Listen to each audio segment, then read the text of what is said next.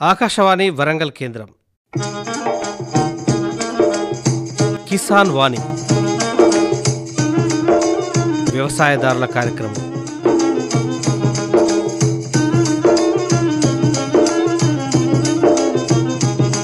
ఈ కార్యక్రమాన్ని మీకు సమర్పిస్తున్నవారు కేంద్ర వ్యవసాయ మరియు రైతు సంక్షేమ మంత్రిత్వ శాఖ, భారత ప్రభుత్వం.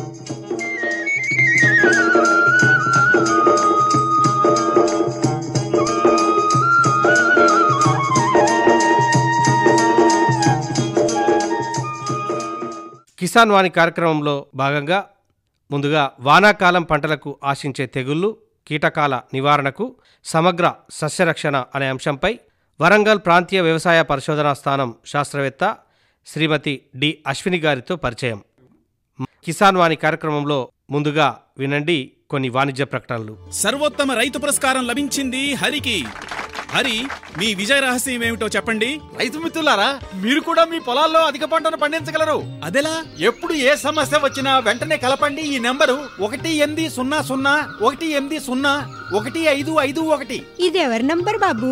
కిసాన్ కాల్ సెంటర్ది. అక్కడ విశేషజ్ఞులు మీ పొలం సమస్యలకు వెంటనే పరిష్కారం చెప్తారు. అదేంటయ్యా, విశేషజ్ఞులు అన్ని సమయాల్లోనూ దొరుకుతారా? తప్పకుండా దొరుకుతారు. ఏడాదిలో 365 రోజులును, అది కూడా ఉదయం 6 గంటల నుంచి రాత్రి 10 గంటల దాకా. మరైతే ఎక్కువసేపు మాట్లాడితే డబ్బు చాలా అవుతుందిగా. ఖర్చు లేనే లేదు. మొబైల్ పై గానీ ఇతర ఫోన్ తో కానీ కిసాన్ కాల్ సెంటర్ కి ఉచితంగా కాల్ చేయవచ్చు. సలహాకి కూడా ఖర్చు ఉండదు. నిజంగా? 16 అనాల నిజం. రైతు సోదరులారా, పంట సమస్యల గురించి మీ భాషలో వెంటనే సమాధానం కోసం పూర్తి భారతదేశంలో ఏ ఫోన్ నుంచైనా జాతీయ హెల్ప్ లైన్ నంబర్ 1800-11800-1551తో ఉచితంగా సంప్రదించండి. రైతు మిత్రుడు కిసాన్ కాల్ సెంటర్. ఇప్పుడు వినండి, వానాకాలం పంటలకు ఆశించేటువంటి తెగుళ్లు మరియు కీటకాల నివారణకు సమగ్ర సస్యరక్షణ అనే అంశంపైన వరంగల్ ప్రాంతీయ వ్యవసాయ పరిశోధనా స్థానం శాస్త్రవేత్త శ్రీమతి డి అశ్విని గారితో పరిచయం. తెగుళ్ళు మరియు కీటకాల నివారణకు సమగ్ర సస్యరక్షణ చర్యల గురించి తెలియచేయడానికి ప్రాంతీయ వ్యవసాయ పరిశోధన స్థానం ప్లాంట్ పాథాలజీ శాస్త్రవేత్త డాక్టర్ డి అశ్విని గారు ఈరోజు మన ఆకాశవాణి కేంద్రానికి విచ్చేశారు. వారిని అడిగి తెగుళ్ళు మరియు కీటకాల నివారణ గురించి తెలుసుకుందాం.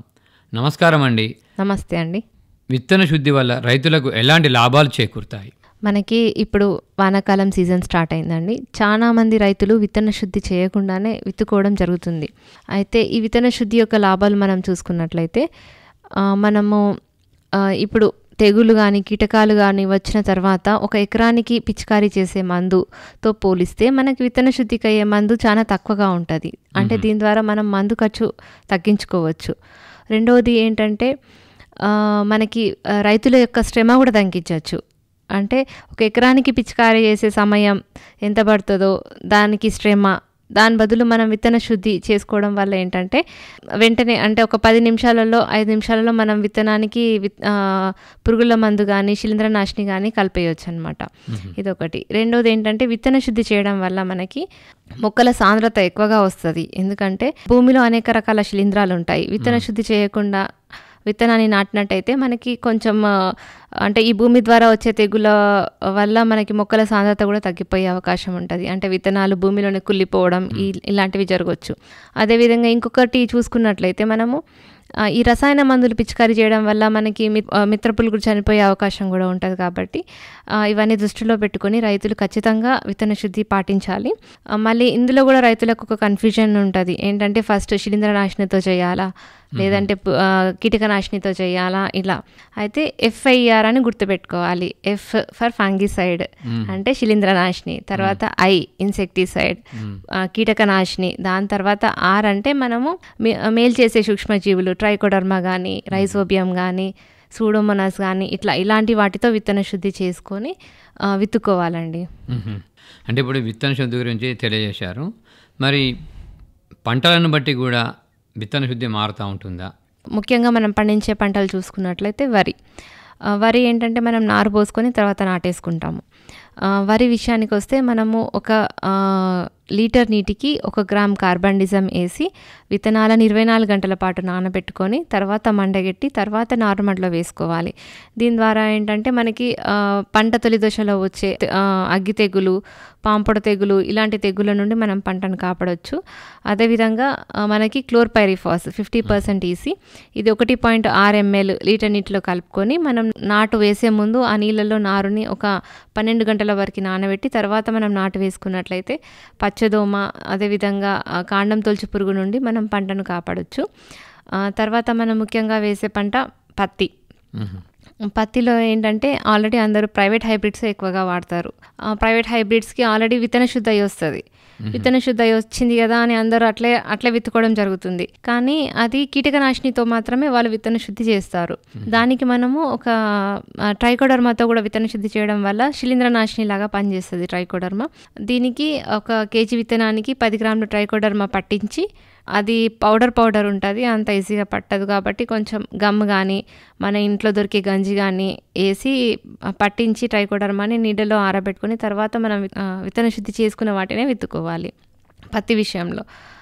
తర్వాత మనకు ముఖ్యంగా వచ్చే పంట మొక్కజొన్న కూడా ప్రైవేట్ హైబ్రిడ్సే వాడతారు చాలా వరకు. దీనికి కూడా మనము ఆ హైబ్రిడ్స్కి ట్రైకోడర్మానే విత్తన శుద్ధిలాగా చేసుకొని విత్తుకోవాలి. దీని ద్వారా ఏంటంటే మనకి ఈ మధ్యకాలంలో మొక్కజొన్నలో భూమి ద్వారా ఆశించే తెగులు ఉధృతి చాలా వరకు పెరిగిపోయింది. ముఖ్యంగా మస్కుళ్ళు కానీ తర్వాత పూత తర్వాత వచ్చే కాండంకుళ్ళు కానీ ఇలాంటి తెగుళ్ళు ఎక్కువగా వస్తున్నాయి కాబట్టి మనం విత్తన శుద్ధి చేసుకొని విత్తుకోవాలి మొక్కజొన్నలో కూడా. తర్వాత పసుపు విషయానికి వస్తే పసుపులో దుంపకుళ్ళు ఎక్కువగా వస్తుంది కాబట్టి పసుపు కొమ్ములను మనము ఒక 3 గ్రాములు మ్యాంకోజెబ్ లేదా 3 గ్రాములు మెటలెక్సిల్ కలిపిన ద్రావణంలో నానబెట్టి ఒక 40 నిమిషాలు నానబెట్టిన తర్వాత వాటిని తీసి నీడలో ఆరబెట్టి తర్వాత మనం విత్తుకోవాలి. తర్వాత కందిలో మెయిన్గా మనకి ఎక్కువగా ఎండు తెగులు ఎక్కువగా వస్తుంది. అయితే కందికి విత్తన శుద్ధి అయి రావు. ఫస్ట్ మనము థైరమ్ లేదా క్యాప్టెన్, థైరమ్ కానీ 3 గ్రాములు, క్యాప్టెన్ కానీ 3 గ్రాములు తీసుకొని విత్తనాలకు పట్టించి ఆరబెట్టుకున్న తర్వాత మనము ఇన్సెక్టిసైడ్ అంటే పురుగుల మందుతో చేసుకోవాలి. పురుగుల మందు విషయానికి వస్తే ఇమిడాక్లోప్రిడ్ 5 ml కిలో విత్తనానికి పట్టించి దాన్ని ఆరబెట్టుకోవాలి. దాని తర్వాత రైజోబియం అన్న బ్యాక్టీరియా దొరుకుతుంది. ఇది మనకి బయోకంట్రోల్ ల్యాబ్లో అవైలబుల్గా ఉంటుంది RRS వరంగల్ దగ్గర. ఆ రైజోబియాన్ని మనము 200 గ్రాములు ఎకరానికి సరిపోయే విత్తనానికి పట్టించి నీడలో ఆరబెట్టుకుని తర్వాత మనం విత్తుకోవాలి. పెసర మినుము విషయానికి వస్తే కూడా పెసర మినుము మనకి విత్తన శుద్ధి అయి రావు. వాటికి కూడా మనము ఫస్ట్ ఒక 10 గ్రాములు ట్రైకోడర్మా విరిడేతో విత్తన శుద్ధి చేసుకోవడం వల్ల మనకి తొలి దశలో వచ్చే ఆకుమచ్చ తెగుళ్ళ నుండి మనం పంటను కాపాడవచ్చు. తర్వాత రసం పీల్చే పురుగులు ఎక్కువగా వస్తాయి పెసర మినుము. దీనికి గాను మనము ఇమిడాక్లోప్రిడ్ 5 ml గౌచో అని దొరుకుతుంది, దాంతో విత్తన శుద్ధి చేసుకొని విత్తుకోవాలి. అలాగే కీటకాల నివారణకు పాటించవలసిన పద్ధతులు తెలియజేస్తారా? చాలామంది రైతులు ఏంటంటే మొత్తం రసాయన మందుల మీద కీటకాలను నివారించడానికి కానీ తెగుళ్ళని నివారించడానికి కానీ రసాయన మందుల మీద ఆధారపడతారు చాలా వరకు.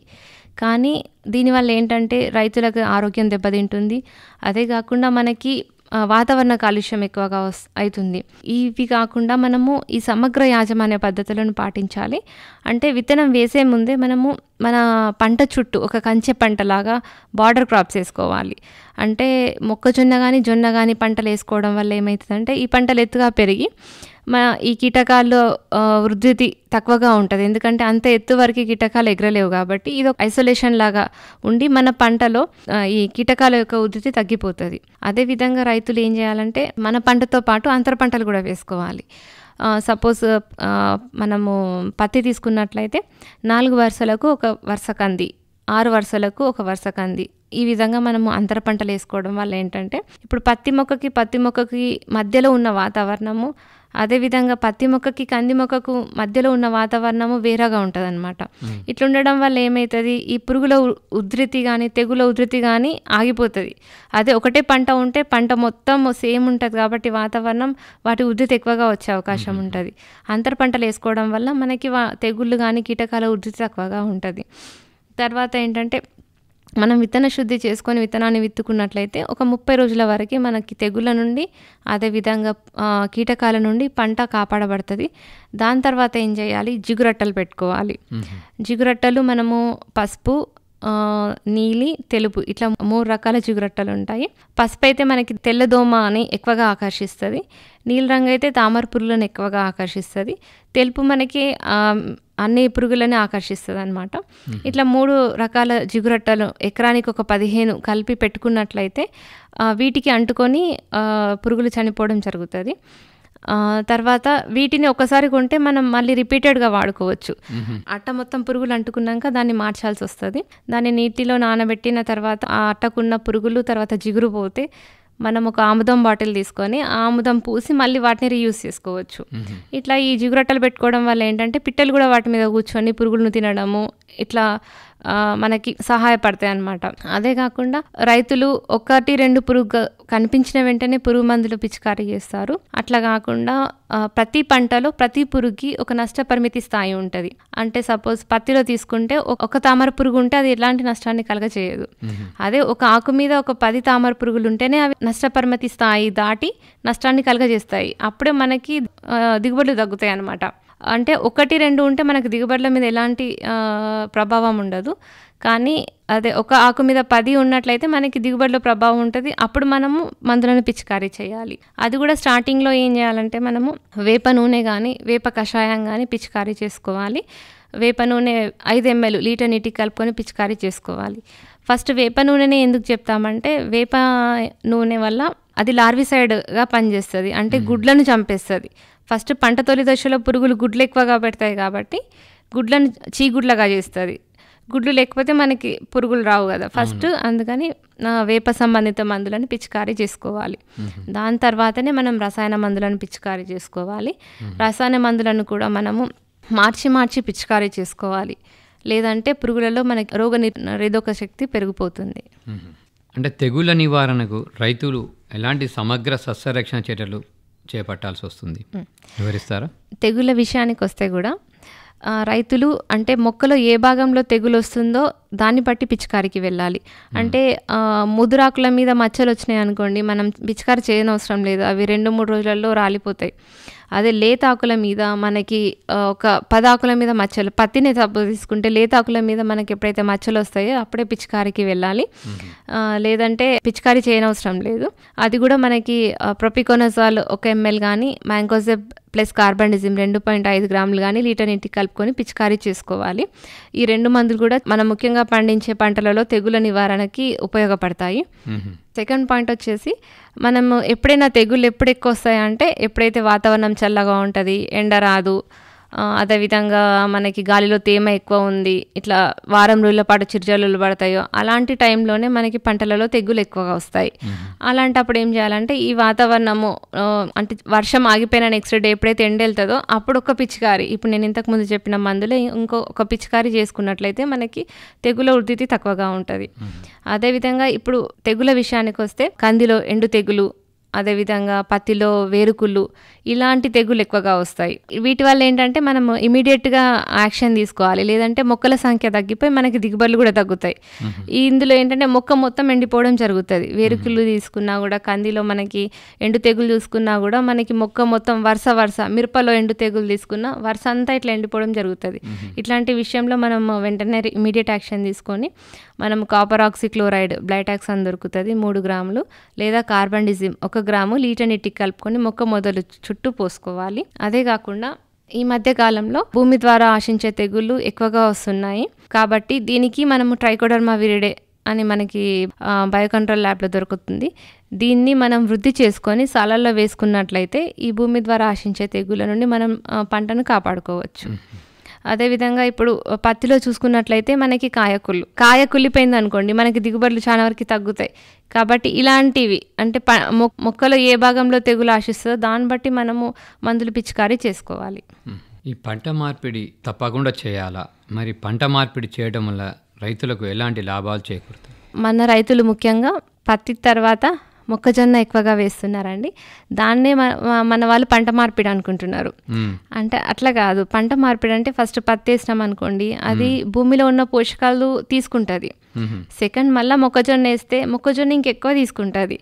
మళ్ళీ ఏం చేస్తున్నారు, మళ్ళీ పత్తి వేస్తున్నారు. అంటే మనం భూమికి ఏమి ఇస్తలేము, భూమి నుండే అన్ని పోషకాలు తీసేస్తున్నాం. అట్లయితే ఏమవుతుంది, మనకి ఈ భూమి ద్వారా వచ్చే తెగుళ్ళు ఎక్కువగా వస్తున్నాయి, పంటలలో మనకి పోషక లోపాలు ఎక్కువగా వస్తున్నాయి. అంటే మొక్కలకు బలం లేక తెగుళ్ళు ఎక్కువగా వస్తున్నాయి, కీటకాలు ఎక్కువగా వస్తున్నాయి, ఇలా జరుగుతుంది. కాబట్టి ఏం చేయాలంటే ఫస్ట్ పత్తి వేసారనుకోండి, దాని తర్వాత మనం కంది కానీ పెసర కానీ మినుము కానీ ఇలాంటి పంటలు వేసుకోవాలి. ఎందుకంటే ఈ పంటలు మనకి భూమికి బలాన్ని ఇచ్చే పంటలు అన్నమాట. ఈ కంది పెసర మినుము ఇవన్నీ 3 కూడా లెగ్యూమ్ జాతికి చెందిన పంటలు. ఈ మొక్క వేర్లలో రైజోబియం అన్న బ్యాక్టీరియా పెరుగుతుంది. ఈ రైజోబియం అన్న బ్యాక్టీరియా ఏం చేస్తుందంటే మనకి గాలిలో 78% నత్రజని ఉంటుంది కదా, ఆ నత్రజను మొక్క తీసుకోలేదు, దాన్ని మొక్క తీసుకునే రూపంలోకి ఈ రైజోబియం బ్యాక్టీరియా దాన్ని మార్చి మొక్కకు అందిస్తుంది. అదేవిధంగా ఈ కంది పంటలు వేయడం వల్ల ఈ రైజోబియం బ్యాక్టీరియా ఈ వీటి వేర్లలో వృద్ధి చెంది మనకి నేల కూడా సారవంతమవుతుంది అన్నమాట. అందుకని ఇలాంటి పంటలను మనం వేసుకోవాలి.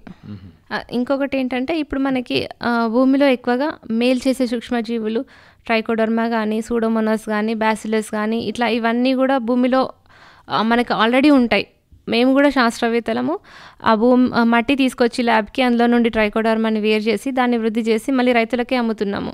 ఇట్లా మీరే మీ భూమిలో ఉన్న మంచి సూక్ష్మజీవులను వృద్ధి చేయొచ్చు. ఎట్లా అంటే మీరు ఈ పెంట మట్టి కానీ చెరువు మట్టి కానీ తర్వాత FIM అంటాం కదా, అవి వేసుకోవడం వల్ల ఏంటంటే మీకు భూమిలో ఉన్న సూక్ష్మజీవుల సంఖ్య వృద్ధి చెంది భూమి సారవంతమై మీరు వేసే పంటలకు కూడా తెగుళ్ళు కానీ కీటకాలు కానీ తక్కువగా వచ్చే అవకాశం ఉంటుంది. కాబట్టి ఖచ్చితంగా పంట మార్పిడి చేసుకోవాలి, అంటే భూమికి బలాన్నిచ్చే పంటలను వేసుకోవాలి.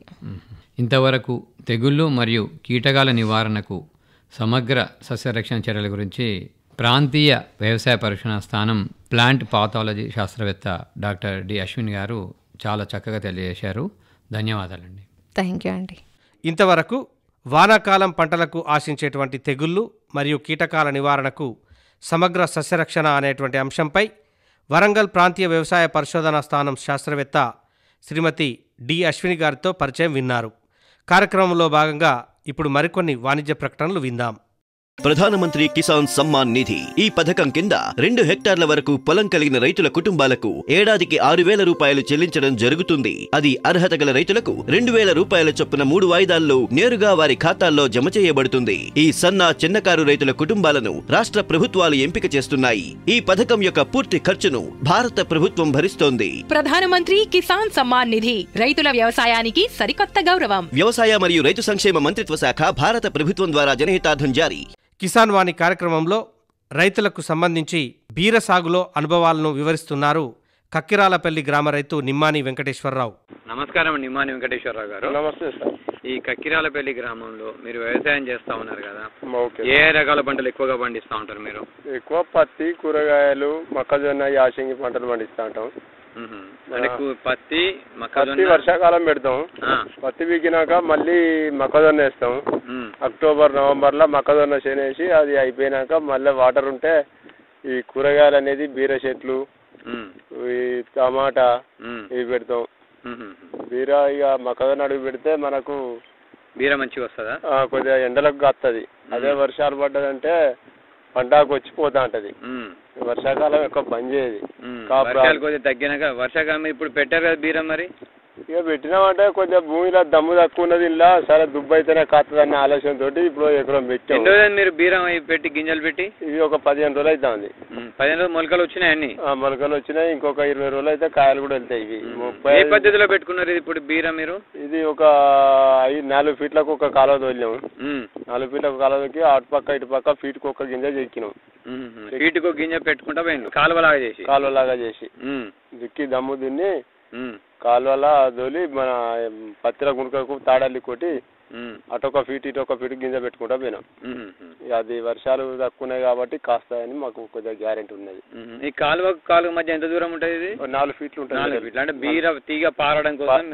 అవును. 4 ఫీట్లు. అంటే మరి భూమి బలంగా కావడానికి మీరు ఏం వాడుతూ ఉంటారు? బలంగా ఉంటారు కదా మీకు దిగుబడి బాగా వస్తుంది. బీరకు ఎక్కువ అవసరం లేదు.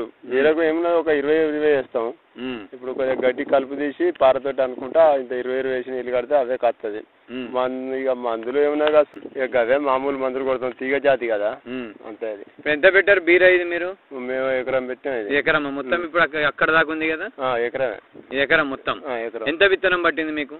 ఎకరం కిలో పట్టినాయి. కిలో విత్తనాలు సరిపోతుంది. ఎంత రేట్ ఉంటుంది కిలో విత్తనం? కిలో అంటే ఇక్కడ 50 గ్రాములకి 600, 800 కంపెనీల బట్టి తీసుకుంటాను. మన విఎన్ఆర్ అయితే 650 ప్యాకెట్ తీసుకుంటారు. కానీ అవి గింజలకు రేట్ ఎక్కుతుందని మేము పండిన గింజలకి గుంటూరు దగ్గర మంగళగిరి కాడ తీసుకొచ్చినాం రైతులు. మీరు అందరు కలిసిపోయి తెచ్చుకున్నారా? అందరం కలిసిపోయి తెచ్చుకొని పెట్టినాం. అది మంచిగా ఇప్పుడు ఎకరం కిలో గింజలకు ఎంత పడింది మీకు? కిలో 1800కు 1600కి ఇస్తాను. తక్కువ వచ్చింది ఆ విలేజ్ లా. పండించిన కాయలు నమ్మకం కాస్తాయి. ఇక మళ్ళీ ఇంత ముందు కూడా పెట్టినాం మేము, నెల దాటింది, నెల 15 రోజుల కింద పెట్టినాం. అవి కాస్తాయి, అవి కాయలు కాస్తాయి. అవి అంటే మీకు ఇంత ముందు ఇట్లా తెచ్చి పెట్టుకున్నారా గింజలు? తెచ్చి పెట్టాం. మీకు ఖాతా మంచిగా వచ్చిందా? కాపు మంచిగానే వస్తాను, దగ్గరగా మంచిగానే పడతాయి. మన హైబ్రిడ్ కంటే మంచిగానే పడతాయి కాబట్టి ఇది తీసుకొచ్చి పెట్టాం. రేటు తక్కువ అవుతుంది, కాపు మంచిగా వస్తుంది. అంటే ఎన్ని రోజులకు మొలకలు వస్తాయండి బీరా? మీరు గింజలు 5 రోజులకి మొలుస్తుంది. అన్ని గింజలు మొలుస్తాయా? మళ్ళీ ఏమన్నా మళ్ళీ గింజలు పెట్టుకోవాలి? అసలు ఇక పెట్టుడే లేదు గింజలల్లో, అన్ని వస్తాయి. మాకు మంచిగా అనిపిస్తాను. అంటే అన్ని కూడా మొలకలు కనబడుతున్నాయి. మరి మొలక దశలో కూడా కీటకాలు పురుగులు ఆశిస్తా ఉంటాయా? ఇక సమ్మర్ లో పెడితే ఏం రాదు. కాకపోతే ఇప్పుడు వర్షాకాలం కాబట్టి ఇంతవరకు అయితే ఏం మందు యూజ్ చేయలేదు. సరే వర్షాలు ఎక్కువ అయితే కొద్దిగా చెట్లు ఎర్రపడతాయి కావచ్చు అనుకుంటున్నాం. కానీ అయినా కూడా భూమి వాటర్ గుంజెత్తది కదా, దుబ్బ భూమి ఎర్రచక్క భూమి కాబట్టి గుంజెత్తది కాబట్టి ఏం కాదు, కత్తది. అంటే నీళ్ళని గుంజుకునే భూమి మీది? నీళ్ళని గుంజుకునే భూమి. నిల్వ ఉంచదు, ఎక్కువ నిల్వ ఉంచదు కాబట్టి మొక్కలకు ఇబ్బంది ఏం కాదంటారు? కాదు కాదనే ఆలోచనతోటే పెట్టాం మేము. ఇప్పుడు మా విలేజ్ లో ఇప్పుడు 10 మంది దాకా పెట్టిళ్ళు. మాది కక్కిరాడపల్లి విలేజ్, ఐలవన్ మండల్, హన్మకొండ డిస్టిక్. ఇప్పుడు మనిషికి ఒక ఎకరం ఒక 10 మంది రైతులు పెట్టిళ్ళు దీన్ని. మళ్ళీ 10 మంది రైతులు పెట్టిళ్ళు కలిపి విత్తనాలు తెచ్చుకున్నారు కదా? తెచ్చుకున్నాం, అందరం కలిపి మనిషి ఎకరం 10 మంది దాకా పెట్టినాం ఈ విలేజ్ లో. అంతా 15 రోజులు అవుతుంది పెట్టి. ఇంత ముందు పెట్టినా నెల 15 రోజులు అవుతుంది. అవి కాస్తానే అందరికి 10 మంది రైతులకు కాస్తానే. నెల కింద పెట్టినా ఖాతా వచ్చింది. ఇప్పుడు ఖాతా వచ్చింది ఆల్రెడీ, దగ్గర కూడా పడ్డాయి. ఇప్పుడు కలుపు నివారణ ఎట్లా చేస్తూ ఉంటారు ఇందులో? కలుపు మేము పారతోటి తవ్వుతాం. పారతోటి కొద్దిగా గీకినట్టు అనుకుంటే చెట్ల మీద కలుపు ఏమనేది ఉండదు. లేబరు ఓ ఎకరా 4 మొగోళ్ళు పెడితే మొత్తం పార్ల గీకుతారు. ఎంత పిండేసి నీళ్ళు కడితే గంతే. కాలువలా చేసిన వాడికి మధ్యలో గీక్కుంటా పోతే కలుపు పోతుంది అంతే. దాన్ని మళ్ళీ ఏం చేసేది ఏంటి, ఈ సందులో గడ్డి పడితే గుంటుక తోలుతాం. ఎన్ని రోజులకు ఒకసారి నీళ్లు పెట్టాలి? తడి తడి అంటే ఇప్పుడు ఎండలు కొడతానే, వర్షాలు లేవు కాబట్టి 4 రోజులకు ఒకసారి కడతాను. మధ్యలో 3 రోజులు వదిలిపెట్టి కడతాను. అట్లా వర్షాలు పడితే మీకు నీళ్లు కట్టడం అవసరం ఉండదా? ఉండదు. వర్షాలు పడితే ఇక అవసరం లేదు. వర్షాలు పడ్డదంటే అదే 10 సరిపోతుంది. ఆ 10 ఒక వారం 10 రోజులు వారం ఉంటుంది, వారం 10 రోజులు ఉంటుంది, వారం ఉంటుంది. ఆ 10 మీకు సరిపోతుంది, నీళ్లు పెట్టాల్సిన పని లేదు. అంటే నీరు కూడా ఎక్కువ పట్టదు ఈ పంటకు. పట్టదు, కాలువలు కదా అల్కా పారుతాయి. అంతే. 3 గంటలలో ఈ ఎకరం బారుతుంది కాలువలు. ఇక్కడ ఇచ్చిపెడితే అక్కడ దాకా 3 గంటలు. మంచిగా అభివృద్ధి ఎన్ని రోజులకు జరుగుతుంది? ఇక అభివృద్ధి అనేది ఏం లేదు, ఒక నెల 30 నుంచి 40 రోజులకు కాపే వస్తాను. ఇది కాపే వస్తాను. అంటే పూత ఎప్పుడు వస్తుంది దీనికి? పూత 30 నుంచి 35 రోజుల మధ్యలో వస్తుంది. నెలలనే పూత వచ్చేస్తుంది. పూత వస్తుంది. స్టార్ట్ అయ్యి ఒక నెల రోజులు కాస్తాయి కాయలు, నెల 15 రోజులు కాస్తాయి. ఈ బీరల ఏమైనా కీటకాలు కానీ తెగులు కానీ ఆశిస్తా ఉంటాయి? పూత చిన్న మందులే కొట్టుడు, ఏమంత పెద్దగా లేదు. ఏదో ఒకటి మన అలకట్ మందులు కొట్టుడే, పెద్ద రేటు మందులు ఏం కొట్టనవసరం లేదు దీనికి. అంటే కాయ దశ కూడా పురుగులు ఆశిస్తా? గడ్డి బాగా పడితే పురుగు వస్తుంది. గడ్డి బీరకు అనేది ఎక్కువ పురుగు రాదు. బీరకు అనేది రాదు పురుగు. అంటే మిగిలిన పంటల కంటే బీరకు మందులు తక్కువ, పురుగులు కూడా ఆశించవు. కీటకాలు ఏమి తెగులు కీటకాలు ఏముండవు ఎక్కువ. ఆశించే బాగానే ఉంటుంది. ఎన్ని రోజులకి వెళ్ళి కోసుకుంటా ఉంటారు బీరకాయలు మీరు? 40 రోజుల నుండి. 40 రోజులకి వెళ్ళి కోసుకుంటా ఉంటారు? 40 రోజుల నుంచి కోయాలి. ఒక ఎకరం పెట్టారు కదా, ఎన్ని కాయలు వస్తాయి మీకు కోసినప్పుడల్లా? ఇక ఎండలు కొడితేనే బాగా కాస్తుంది. ఎండలు కొడితే దరిదాపు 40 అంటే 4 క్వింటాలు అవుతుంది. 3 క్వింటాలు వేసుకో దినం. ప్రతి ఒక్క రోజు కోస్తా ఉండాలి. 3 క్వింటాల దాకా అవుతుంది. కాపు మంచిగా వస్తే 3 క్వింటాల దాకా చిల్లర అవుతుంది. 3 క్వింటాల దాకా వస్తుంది. అట్లా నెల రోజుల 2 నెలలు వస్తుందా? నెల రోజులు నమ్మకం. వర్షాలు పడితే ఎర్రబడిపోతాయి, వర్షాలు పడకపోతే కాస్తూనే ఉంటుంది. మరి రేట్ ఎట్లా ఉంటది మీకు? లాభమేనా బీరా అనేది? రేట్ అంటే మార్కెట్ లో చాలా వస్తుంది ఇప్పుడు సరుకు. ఇక అందరూ రైతులు ఎక్కువ బీరానే పెట్టేవరకు 300కు 10 కేజీలు అమ్ముతారు. అంతకుముందు 12 కిలోలు 500 దాకా పోయినాయి, కానీ ఇది ఇప్పుడు అదే 12 కిలోలు 300, 250 పోతాయి. 250కి 10 కిలోలు పోతుంది. 250 10 కిలోలు పోతాయి. మీకు లాభమే అట్లా అమ్మితే? ఏ రేట్ ఉంటే మీకు లాభం? ఇక మాకు పత్తి కంటే ఇదే లాభం, పత్తికి చేను కంటే ఇదే లాభం ఉన్నది. పత్తి చేను కంటే లాభం, పెట్టుబడి లేదు. పెట్టుబడి లేదు, కష్టం తక్కువ, అంతే కదా. నెల రోజుల్లో పంట చేతికి వస్తుంది. అంటే ఇతర పంటల కంటే బీరా అనేది మీకు ఖర్చు తక్కువ. కొద్దిగా ఇక కష్టపడాలి. కూరగాయలు కాబట్టి రిస్క్ తీసుకోవాలి. కూరగాయలు దింపాలంటే ఎకరానికి 5-6 దింపుతారు. 3 క్వింటాల సరుకు అంటే 5-6 కూరగాయలు కావాలి. లేబర్ షార్టేజ్ ఉన్నది. ఇప్పుడు దినం తప్పి దినం తెంపుతా అంటారు. మరి దీన్ని ప్రతి దినం తప్పి దినం మార్కెట్ తీసుకుపోవన్నా ఒక రోజు ఆగొచ్చా మీరు? ఒక రోజు ఆగితే పని చేయి, కాయలు ముదిరిపోతాయి, ఎవరు కొనరు వాటిని. ఇక అది వర్షం పడ్డా దింపాలి, ఎండ కొట్టినా దింపాలి. మనం నైట్ 12 గంటలకు 1 గంటకి వేసుకోవాలి మార్కెట్ కు. ఇక వాళ్ళు రైతు బజార్లో పెట్టి అమ్ముకోవాలి. మనం మళ్ళీ ఇంటికి వచ్చేవారికి 8 అవుతుంది. సరే, ఓ రోజు గిరాకీ ఉంటుంది, ఒక రోజు ఉండదు. అంటే బీరా మీకు ఏ రేట్ ఉంటే లాభదాయకం రైతుకి? మినిమం బాక్స్ 300, 350, 400 అమ్మితే బెటరే. బాక్స్ అంటే 10 కిలోలు 10 కిలోలు 350 నుంచి 400 మధ్యలో అమ్మితే లాభం. ఆ రేట్ వస్తే రైతుకు మంచి లాభం. అంటే 20-25 రూపాయలు అమ్మితే కొద్దిగా మామూలుగా నష్టం అనేది ఉండదు, కానీ లాభం ఎక్కువ ఉండదు. అంటే ప్రతిసారి మీకు బీరా ఈ రేటే ఉంటుందా? ఇక ఓసారి 150 రూపాయలు 100 రూపాయలకు కూడా 10 కిలోల కాయలు అమ్మిన రోజులున్నాయి. ఈ సంవత్సరం కూడా మొన్న కూడా అయింది ఒక రోజు అట్లే. 150 రూపాయలకు పూకు 10 కిలోలు అట్లా కూడా అమ్మినాం. సరుకు బాగా వచ్చారు డౌన్ అవుతుంది, సరుకు రాకపోతే పెంచుతారు. అట్లా మీకు నెల రోజులు వస్తుంది ఖాతా? నెల రోజులు వస్తుంది. 15 సార్లకు వస్తారు? 15 సార్లకు వస్తాం. నెలకు 15 సార్లు బరాబర 15 సార్లు 20 సార్ల దాకా వస్తాం. 20 సార్లు వచ్చిందంటే అయిపోయినట్టే. మీరు మార్కెట్ తీసుకుపోతారు కదా బీరకాయలు, మరి అక్కడ తరుగులు కానీ అట్లా ఉంటాయా? వాళ్ళు కమిషన్ దారులు ఉంటారు, మా దగ్గర ఉంటారు. వాళ్ళు కిలో 40 రూపాయలు 50 రూపాయలకు అమ్ముకుంటారు. ఇక మనకో ఈ కాయ ముదిరింది, ఆ కాయ దొడ్డుకున్నది, గిట్లుంటాయి ఆ కాయ మనల్ని ఇబ్బంది పెడతారు. వాళ్ళు పెట్టి మనకి 250 రూపాయలు 200, 300 బాక్స్ కట్టిస్తారు. వాళ్ళు అట్లా కట్టించి వాళ్ళు కిలో 40, 50 వాళ్ళు అమ్ముకుంటారు. మరి మీరు కూడా అమ్ముకుంటా ఉంటారా మార్కెట్ లో? మేము అమ్మలేం కదా, మేము 10 కిలోలు 1 క్వింటల్ కాయ వేసుకోపోతాం. మాకు తరాజు ఉండదా, మాకు అడ్డు ఉండదా? మేము కిలో జోకియాలంటే మేము ఇయ్యలేకపోతాం. రైతు బజార్లు పెట్టారు కదా మీకోసమే. రైతు బజార్లు పెడితే మేము ఇప్పుడు వేసాం. ఇక్కడ మళ్ళీ కాయలు అమ్ముకుంటుంటే ఇంకా వేరే పనులు ఉంటాయి, ఎడ్లు ఉంటాయి, బయట ఉంటాయి, ఇడుచుకోవాలి. గాడ మేము కూర్చొని కిలో అమ్మితే మా దగ్గర ఎవరు కొనరు. వాళ్ళకంటే వాళ్ళకు ఎప్పటికీ ఫోన్లలో కాంటాక్ట్ ఉంటుంది, వాళ్ళు వచ్చి కొనుక్కపోతా అంటారు. వాళ్ళకి ఎప్పటికి కంటిన్యూగా పోతాం. మేము కిలో తరాజు పెట్టుకోవాలంటే మాకు అడ్డే దొరకదు రైతు బజార్లో. ఆ రోడ్డు మీదనే వాళ్ళే ఇది మేము పెట్టుకున్న సరికే ఇది తీయింది 3 గంటలకు వచ్చి మేము సరుకు అమ్ముకోవాలి ఇడబెట్టిందని మమ్మల్ని బెదిరిస్తారు. రైతు బజార్లో మీరు అమ్ముకోవాలన్నా ఒక్కొక్కసారి ఇబ్బంది అవుతా ఉంటుంది కాబట్టి మీరు వాళ్ళకి ఇచ్చేసి వస్తారు. మరి వాళ్ళు ఇవ్వగానే మీకు డబ్బులు ఇస్తా ఉంటారు జోక్కొని? ఇస్తారు, డబ్బులు ఇస్తారు. ఇలా 5 గంటలకు 6 గంటలకు డబ్బులు ఇచ్చేస్తారు. ఇప్పుడు బీరా పెట్టారు, ఒకవేళ వర్షాలు బాగా పడితే మరి పంట ఏమైనా తగ్గుతుందా? తగ్గుతుంది.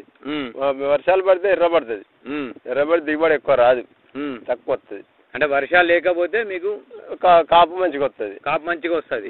కొద్దిగా వర్షాలు అటు ఇటు పడ్డా కానీ ఒక మోస్తరుగా పడితే ఏం కాదు. మోస్తరుగా పడితే కానీ బాగా పడితే ముసురుగా పడ్డదంటే ఎర్రబడిపోతుంది. 4 రోజులు ముసురు పడితే బీరకాయ 4 రోజులు రాదు, ఇక రాదు. తర్వాత మంచిగా వస్తుంది అప్పుడు. ఇక మళ్ళీ ఎండ కొడితే మళ్ళీ ఇగురు పుడితేనే అన్నా కానీ ఆ పంట బారుతుంది తోటంతా. పంట బారి కాయ ఎక్కువ రాదు. మరి అప్పుడు నష్టమేనా మీకు? ఇక నష్టం అన్నట్టే ఉంటుంది కదా. మనం పెట్టిన పెట్టుబడి గింజలు, పిండి బత్త, పెట్టిన పూలు, మనం గుంటక తోలింది, తవ్వడం పెట్టించింది, ఇదంతా నష్టం కాకపోతే లాభం ఎట్లా అవుతుంది రైతుకు? కాబట్టి వర్షాలు పడితే పంట అనేది కొంచెం నష్టం కలుగుతుంది. వర్షం పడకుండా మీకు వాతావరణం అనుకూలంగా ఉంటే అక్కడికి వస్తుంది. సరే అండి, చాలా మంచి విషయాలు చెప్పారు. నమస్కారం అండి. Okay sir.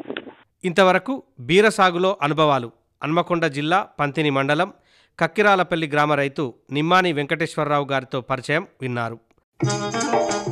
ఇంతటితో కిసాన్ వాణి కార్యక్రమం సమాప్తం.